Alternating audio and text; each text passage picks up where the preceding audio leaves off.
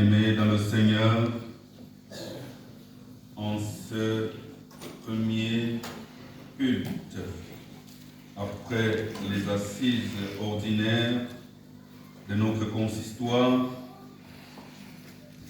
la parole de Dieu nous interpelle ce jour sur la dîme. La dîme qui apparaît dans plusieurs textes de l'Ancien Testament, qui est demandée dans beaucoup d'églises depuis des siècles, mais que beaucoup de chrétiens ont du mal à comprendre. Pour que chacun de vous ici présent sache ce qu'est la dîme, pourquoi il doit la payer et comment il doit la payer, nous avons choisi ce texte de la prophétie de Malachie qui parle de la dîme et des offrandes. Je voudrais que vous reteniez donc pour thème de méditation ce dimanche la dîme. Qu'est-ce que c'est que la dîme? Pour beaucoup de personnes, la dîme est un impôt de plus, un impôt de trop. Après les multiples impôts que ceux qui travaillent sont obligés de payer à l'État sans leur consentement. C'est ça la force de l'État. C'est que l'État dit simplement, pour tel revenu, l'impôt à payer est de tel montant. Dans le public comme dans le privé, il n'y a pas de discussion là-dessus. L'État peut même nous imposer de payer des choses qu'on ne veut pas payer. Par exemple, la redevance de la CRTV, tous les mois, on coupe ça aux gens. Et si quelqu'un veut parler à la CRTV, il paye encore. Si ton père meurt, tu veux placer une annonce, tu payes.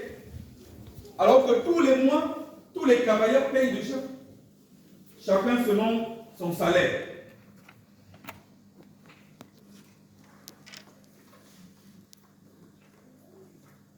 Il n'y a pas que la CPS qui s'ajoute à ce qu'on paie à la CRTV. Il y a même d'autres qu'on paie au crédit foncier. Crédit foncier. Tous les travailleurs sont actionnaires. Et quand tu veux un crédit, personne ne se souvient que tu es actionnaire. Tous les mois, tu cotises. Et personne ne rend compte. Vous avez déjà entendu un jour que le crédit foncier rend compte de tout l'argent qu'il prend aux gens. Nous sommes un bon pays. Si c'est ça le bon pays, chaque jour on prend l'argent tous les mois et personne n'a de nouvelles de cet argent. Personne ne rend jamais compte de ça. La dîme n'est pas un impôt de plus ou un impôt dont on ignore l'origine. Parce que la dîme est un prélèvement que la Bible même a institué, que Dieu même a demandé de prélever. Pour tout Israélite, il s'agit de donner 10% de tout ce qu'on a. De prendre soi-même ces 10%-là et de les donner à Dieu. Sauf que personne n'a jamais vu Dieu. Donc c'est simple. Si on veut payer sa dîme, on va simplement à l'église et on paye 10%. Mais la dîme n'est pas que la dîme de l'argent. Parce que la parole de Dieu dit que la dîme est la dîme de tout. Autrement dit, tout ce que je reçois attend la dîme de cela. Et certains ont réduit la dîme à l'argent qui n'ont pas. Comme ça, ils peuvent dire aisément, comme je n'ai pas d'argent, je ne paye pas la dîme. Or, la dîme est la dîme de tout. Tous les biens que Dieu t'accorde. Il attend de toi que tu payes la dîme. Quel est le premier bien que Dieu t'accorde? Le souffle de vie. Est-ce qu'on peut payer la dîme de ce souffle-là?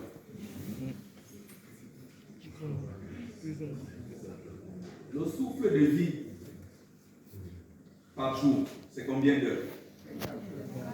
24 heures. Sur les 24 heures, Dieu te demande de lui retourner 10% de 24 heures, c'est-à-dire 2,4 heures. 2 heures, ça fait 120 minutes. 0,4 heures, ça fait combien de minutes?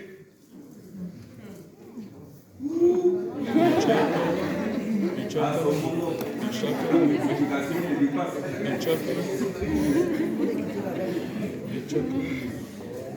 0,4 fois 60, si on va calculer. Vous voyez alors?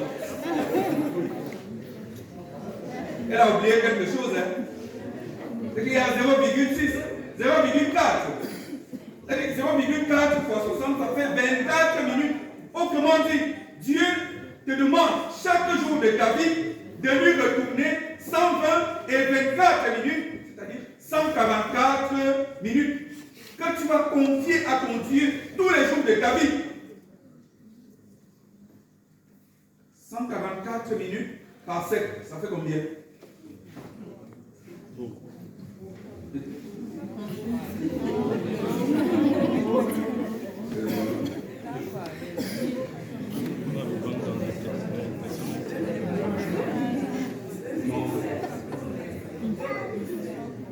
Le neveu de mon ami, le pasteur Zambaga, qui est allé à la conférence générale de la Japon.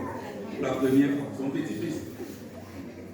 En Koumaja, il est rentré, parce qu'il a tellement forcé son grand-père, il ne voulait pas le laisser. Il dit, je vais aller voir la conférence, je veux. Et son grand-père l'a laissé partir. Et dimanche, quand il est revenu, le pasteur lui demande, viens, dis-moi, qu'est-ce que tu as? Tu as passé 5 jours en Koumaja, qu'est-ce que tu as gardé au cœur de la conférence Japon? Il dit, grand-père, j'ai compris que le pasteur de Koumaja et tous ces chrétiens, ils n'aiment pas la banane douce. Parce que les oiseaux mangeaient la banane juste derrière le presbytère. Je suis allé demander au pasteur, qu'est-ce qu'on attend pour couper le régime-ci? Si vous n'aimez pas la banane ici, papy et moi, nous, on aime la banane douce. J'ai peur que les enfants qui sont venus d'Akwa-Boumoula, les gens de Bamzamba, ils ont les carreaux et le plafond, mais ils ne savent pas calculer. Voilà, quand tu calcules, on calcule tout ça. Je veux bien que tu calcules 144 minutes par 7. Voilà.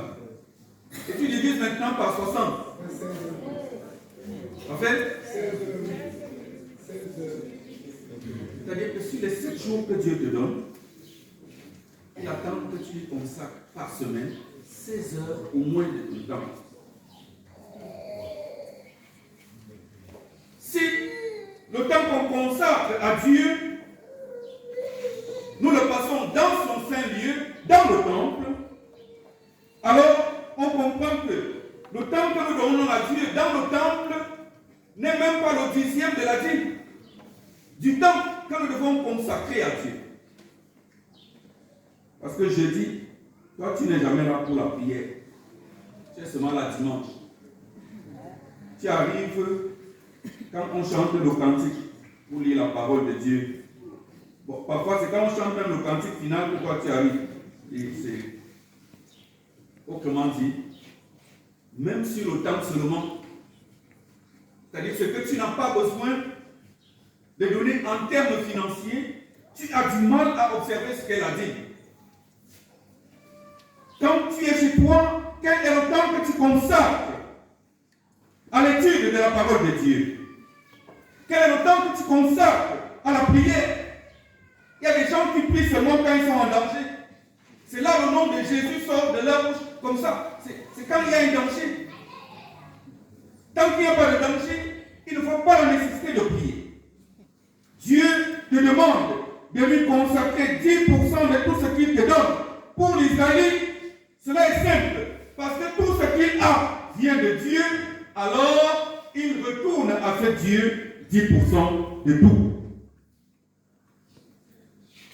Peut-être que nous avons du mal à observer la dîme chez nous, parce que nous pensons qu'il y a des choses que nous avons par notre propre force, par notre sagesse, par notre intelligence, par notre connaissance des personnes haut placées. Et nous nous disons, c'est mon oncle, c'est le copain de ma tante,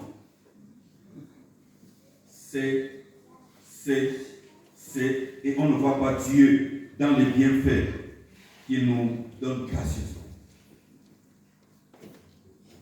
Pour la parole de Dieu, la dîme est la dîme de tout. La dîme n'a pas besoin que quelqu'un sonne quelque part pour dire paye la dîme.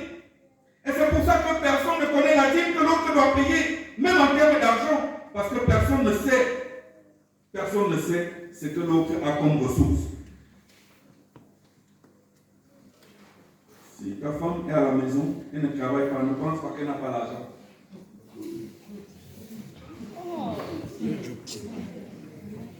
Elle a. C'est tout le monde a l'argent dans ce pays. Avant, la population qui était dans les bars au Cameroun, c'était les hommes, les vieux comme nous. Maintenant, majoritairement, ce sont les femmes et les enfants. Et ils boivent plus que nous. Ce qui signifie logiquement qu'ils ont plus d'argent que nous. Mais ceux qui passent le plus de temps à manger et à boire dehors sont aussi ceux qui se plaignent le plus de ne rien avoir. Ils ont l'argent pour boire. Et à Yaoundé, où il y a beaucoup de bars, un chercheur a remarqué qu'à côté, c'est une proportion de 3 bars, c'est une moyenne, à côté de 3 bars, pour 3 bars, les bars où on boit, il y a une maison où il y a des ampoules rouges.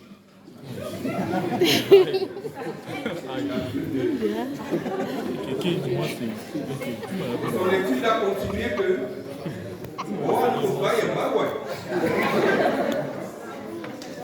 et l'étude a montré que 90% de ceux qui sont au bar ou boivent rentrent chez eux après avoir visité les ampoules rouges.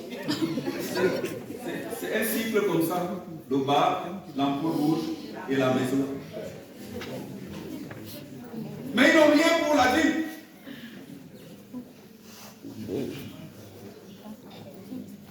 Parfois, dans les ampoules rouges, là-bas, ça se gâte. Parce qu'il y a des gens qui ont promis de payer quelque chose qu'ils ne payent pas. Et je dis, bien fait.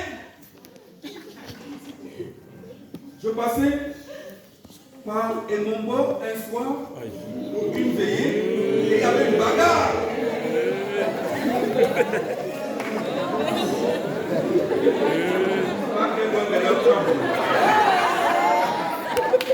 Une bagarre parce qu'un vieillard n'avait pas payé ce qu'il a promis de payer.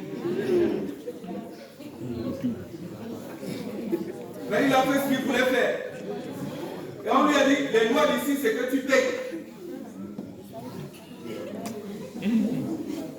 Et ce qui m'a amusé, c'est que le vieillard voulait courir.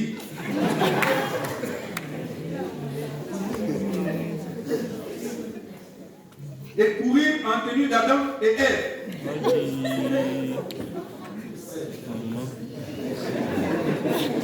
Moi j'ai béni le Seigneur. Je dis Seigneur, béni sois-tu. Si tous les gars qui sont dans le cycle de bar, ampoule rouge, maison, pouvaient courir comme ça, avec une foule de jeunes derrière. Je ne sais pas si vous avez vu, à mon temps on appelait ça chandelle. Ouais, mon chandelle. Chandelle, c'est que tes pieds sont bien comme ça, bien. Et puis, une force tape tes pieds, et puis tes pieds montent. Tes pieds montent et prennent la place de ta tête. Comme c'est comme ça, tes pieds sont au sol. Quelqu'un fait tes pieds montent, tes pieds sont maintenant en haut, c'est ta tête qui est en bas. Et quand on te fait ce truc pendant que tu cours,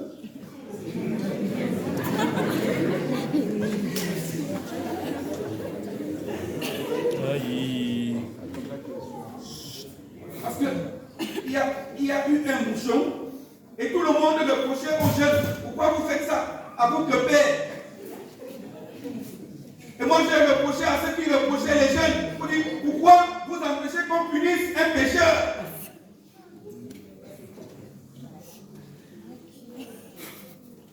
Personne n'a jamais rien, mais tout le monde est dans les bars. Personne n'a jamais rien, mais tout le monde est dans les ampoules rouges. Mais pour la dîme, non. Ce sera prochainement. On remet toujours à demain. Les Français disent, qui remet à demain, trouve malheur en chemin. Pourquoi je dois payer la dîme?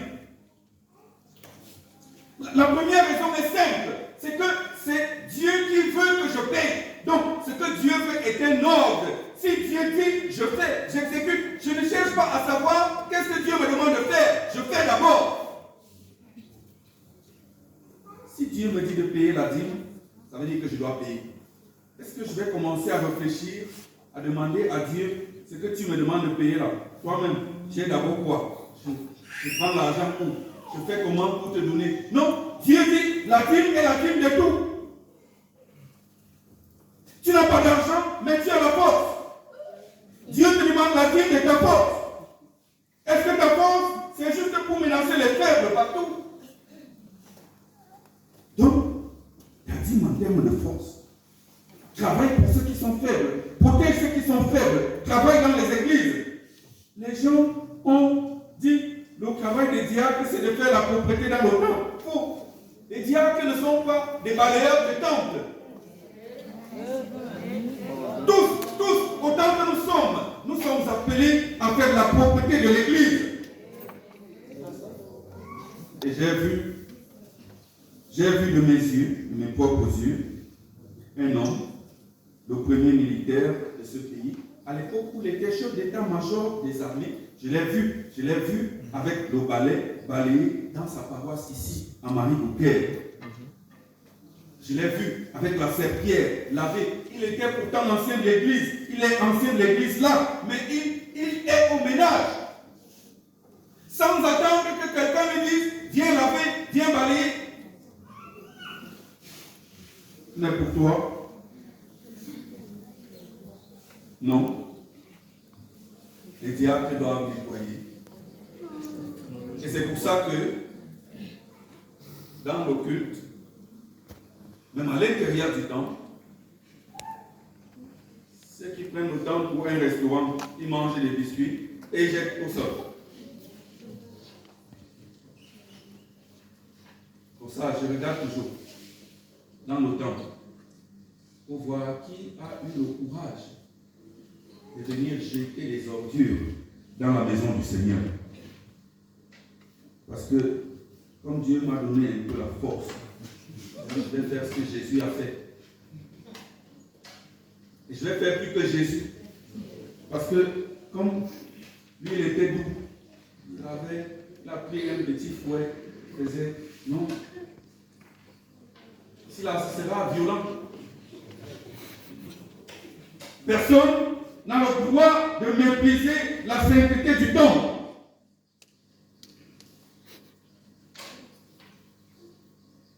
Pourquoi je dois payer la dîme? La première chose, c'est que Dieu le veut ainsi. Et ce que Dieu veut, je le fais sans discuter, sans réfléchir. Est-ce que Dieu demande quelque chose? Je fais. Pourquoi je dois payer la dîme? Je dois payer ma dîme en reconnaissance de tout ce que Dieu fait pour moi. Parce que je reconnais que ce que j'ai vient de Dieu. David l'a dit à Dieu, ce que je te donne, c'est dans ta main que je l'ai pris. Pourquoi je dois payer ma dîme? Parce que je sais qu'en payant, je fais la parole de Dieu, j'exécute ce que Dieu me demande, et parce que j'obéis à la volonté de Dieu, je sors de là avec des bénédictions. Le texte dit, mettez-moi de la sorte à l'épreuve, et vous verrez si je n'ouvre pas pour vous les écluses des cieux, si je ne réponds pas sur vous la bénédiction en abondance. Peut-être que certains d'entre nous manquent de bénédiction parce que nous refusons de mettre en pratique la parole de Dieu dans nos vies. Et ce n'est pas que nous n'avons pas. On a demandé à certains responsables de payer 5 000 francs le mois. Logiquement, si quelqu'un paye 5 000 francs par mois en termes de dîme, ça veut dire qu'il touche combien? 50 000. Voilà. Il y a des gens qui savent calculer ici. Et entre nous, est-ce que tous ceux qui doivent payer 5 000 ici touchent 50 000? Bon, je pose la question autrement. Parmi ceux qui doivent payer 50 000, que celui qui doit payer 5 000 au mois, que celui qui touche 50 000 lève le doigt.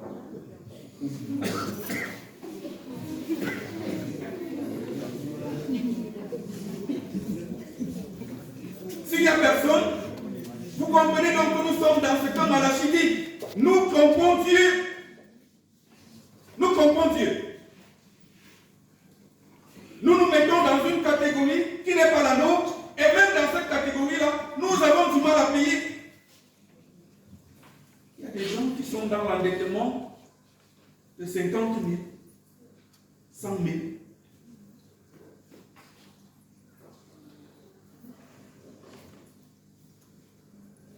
Alors que il suffit juste de dire, je vais le faire, et on le fait. Cette façon de manquer de reconnaissance à Dieu est un problème pour chacun de nous. Prendre ce que Dieu donne et lui fermer la main après. Et refuser de lui remettre une toute petite part. J'ai fait un calcul. Sur 10 choses que Dieu te donne, il te demande de lui retourner une seule. Ça veut dire qu'il te laisse avec combien? Même la qualité là, vous ne pouvez pas trouver neuf. Dieu te donne 10 choses. Il dit, prends 9 et remets-moi une. Et on a un problème avec ça. On a un problème jusqu'à ce que les noms des gens soient cités. Quelle honte pour l'Église d'avoir des membres, en commençant par les responsables, anciens de l'Église, diacres, qu'on doit seulement interpeller. Pour qu'ils payent leur dîme, il faut que l'association gronde. Or, la dîme est un paiement volontaire. Chacun se lève, il vient dans la joie. Et à la réponse de comment payer ma dîme? Oui, je paye dans la joie, je paye avec joie. Le premier caractère de la dîme, c'est que je paye dans la joie. Si je ne suis pas dans la joie, Dieu n'accepte même pas. Parce qu'il veut voir la joie que j'ai à donner.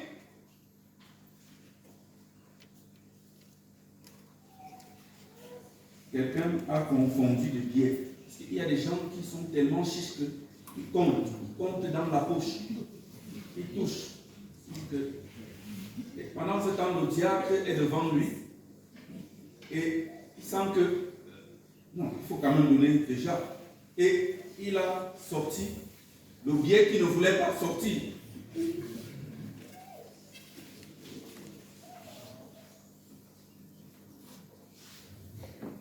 Il est venu demander le remboursement.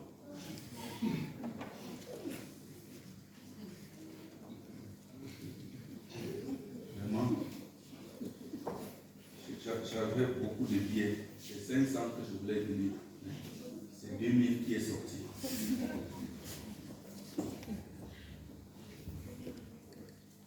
Il demande le reste.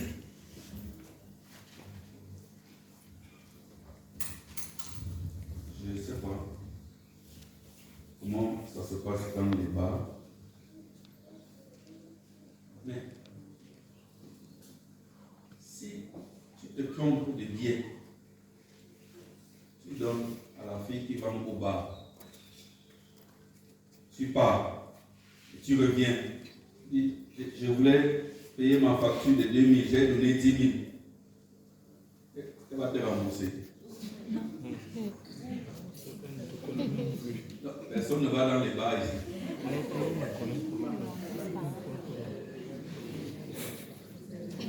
Dieu demande la joie à ceux qui payent leur dîme.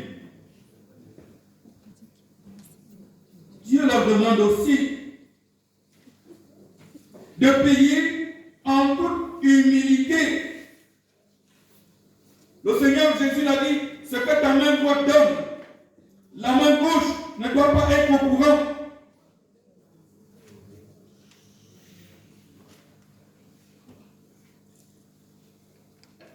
Il y a des gens qui payent, mais quand la télé est là, c'est là qu'ils veulent vraiment payer. Si vous voulez qu'ils donnent l'argent, vous invitez la CRTV, là ils donnent bien. Parce qu'on va les voir. Il faut que tous ceux qui sont là soient au courant que lui, il a fait telle ou telle chose. La dîme n'a pas besoin de bruit. Les paiements à l'église n'ont pas besoin de fanfare. Ce que je fais quand je paye ma dîme, c'est entre Dieu et moi. Dieu qui sait ce qu'il m'a donné et moi qui sais ce que je lui donne.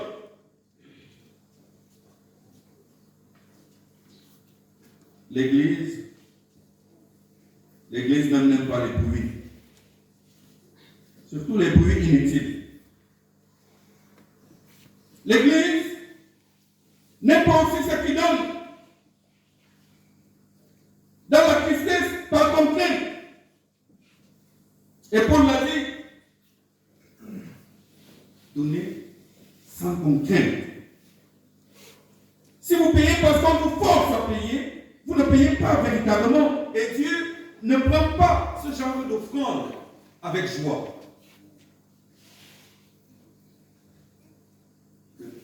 À l'heure des offrandes,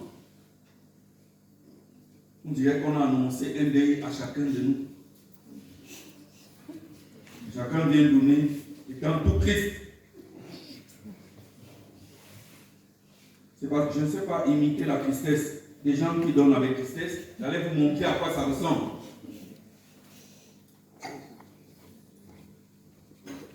Dieu donne avec joie et il attend qu'on lui retourne notre dîme avec joie.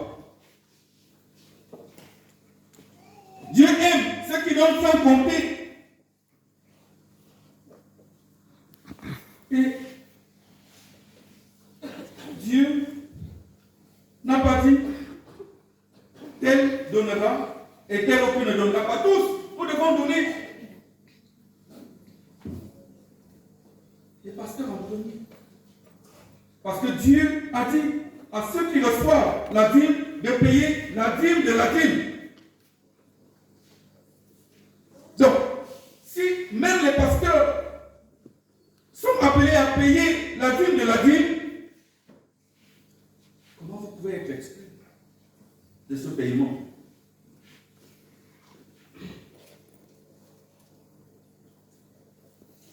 un collègue a dit dans un culte, parce qu'on est venu lui demander de payer, comme tout le monde payait.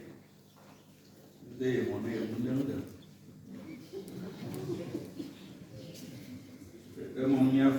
ma miave.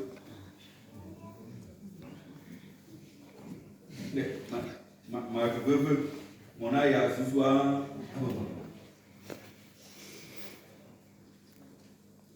Je me suis retourné, c'est un vieux pasteur, je dis, oh, vieux, depuis que tu es pasteur, tu dis ça.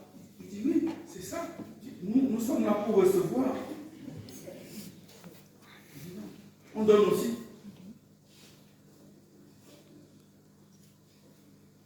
Il dit, tu ne donnes pas parce que tu n'as pas ou parce que tu ne veux pas. Il dit, je n'ai pas. Je prends 2000, je lui donne. Je dis, ça ne peut pas combler tout ce que tu as pris sans donner depuis, mais donne quand même. Et il s'est levé. Il s'est levé pour aller donner. Après, il est venu s'asseoir. Il dit, ah, et si le pasteur ici ne nous donne rien à la fin du culte, je garde d'abord les 2000 ici.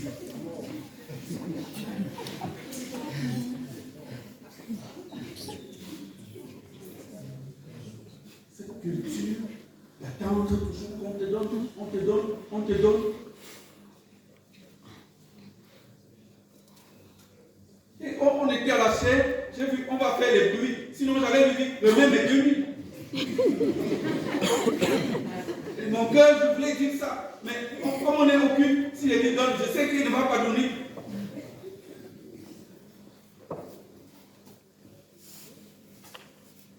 Il y a des limites à ce qu'on peut faire comme chiche.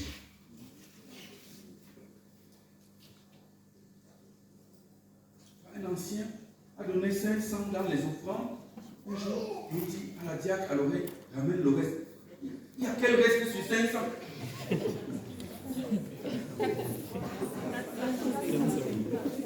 Toi-même, pendant les offrandes, tu donnes 500 à Dieu.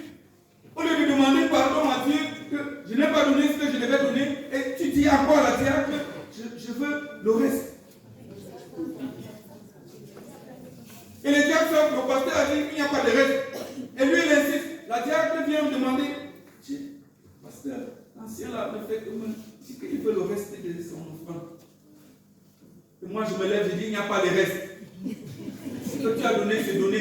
C'est bon. Si tu n'as plus d'argent pour rentrer, marche à pied. On peut marcher à pied pour la gloire de Dieu. Là, on va sortir mon bon, tu marches. D'abord, beaucoup de gens ont marché à pied comme ça, c'était la bénédiction de Dieu. Oui, c'est vrai qu'il y a des gens. Une fille est venue me demander, le pasteur prie pour moi, je ne comprends pas. J'ai marché à pied. J'ai marché à pied de mon Samandongo jusqu'à mon cap. Personne ne me demande rien à vous.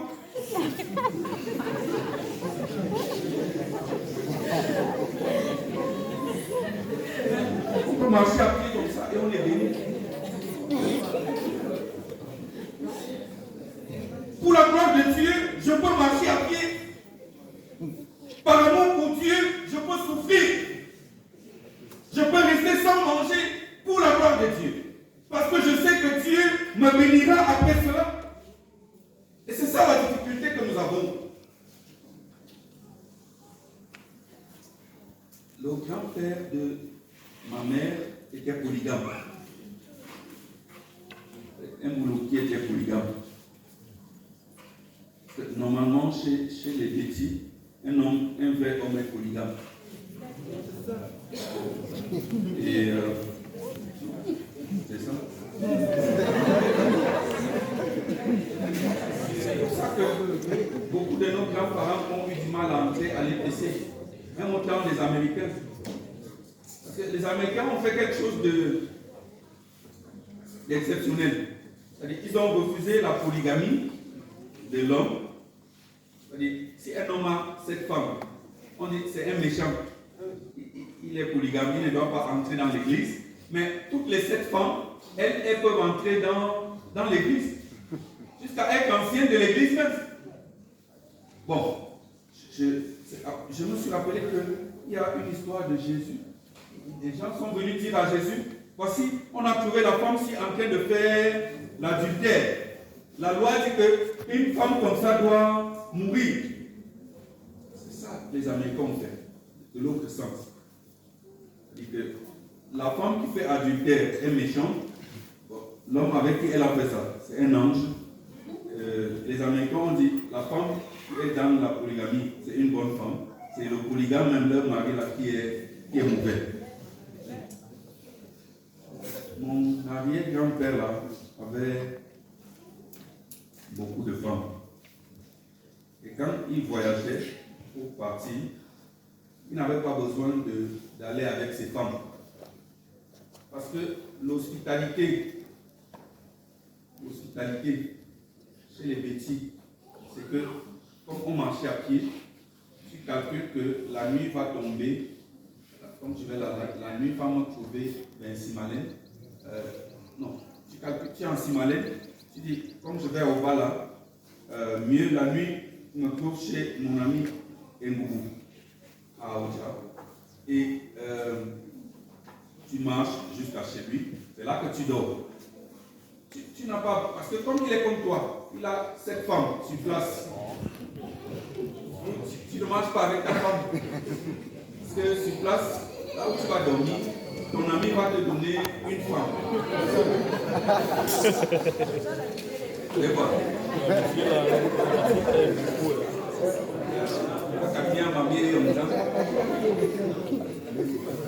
C'est maintenant que les gens lui posent des choses. Avant, ce n'est pas comme ça. Bon. Et donc, on ne marchait pas avec ça. Et quand il rentrait de voyage, mon grand-père, il revenait avec beaucoup de biens. Pourquoi les gens allaient l'aider à porter. On transportait ses bagages. Et quand il arrive, il s'assoit. Parce que chez les Bétis, c'est maintenant que les maisons ont beaucoup de fenêtres comme ça. La maison naturelle, traditionnelle, chez les Bétis n'a pas beaucoup de fenêtres. Parce que le Bétis ne reste pas dans la maison. Il reste dehors. Il construit son hangar dehors. C'est là qu'il vit. C'est là qu'il va dans la maison pour dormir. Et c'est là que ses femmes venaient lui servir à manger. Et celle-ci vient avec dans un petit plat comme ça, où on pose la tasse au-dessus. Là, elle range 5 morceaux de frites de plantain comme ça. Elle fait frire un œuf, elle met de l'autre côté et elle met le piment, le petit espace qui reste comme ça. Et elle pose. Et une autre vient avec une grosse cuvette de couscous,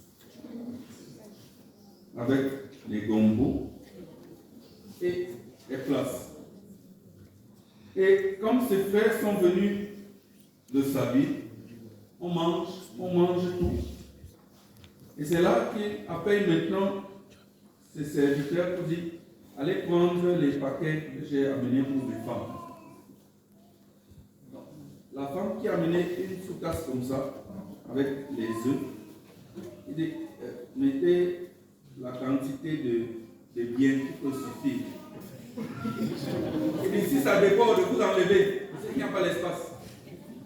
Et comme les femmes aiment les pagnes, il dit, posez le pagne sur le petit plat. Si ça déborde, vous cherchez la bonne position pour que le pagne suffise dans son petit plat. Donc on tourne comme ça, on tourne, ça ne suffit pas. On essaie de plier même, ça ne réussit pas. Et il dit non, déposez, elle n'aura pas le pain. Et celle qui a amené la grosse cuvette de couscous, il dit mettez les pains, on met 5 pains, il y a toujours l'espace. Après, les femmes disent qu'il y a des gens qui pratiquent. C'est que comme elle est venue de l'Est là, il y a les choses à l'Est. Si tu ne sais pas donner, comment on va te donner un peu? Si tu ne sais pas mettre Dieu à l'épreuve dans ta vie, si tu gardes le peu que tu as dans ta main, comment Dieu va ajouter ce qui est plus que ce que tu as? Parce que le petit peu là, c'est toute ta part. Tu ne vois rien d'autre. Je vous exhorte, bien-aimés, à apprendre à donner avec joie. apprendre à donner sans calcul pour la gloire de votre Dieu.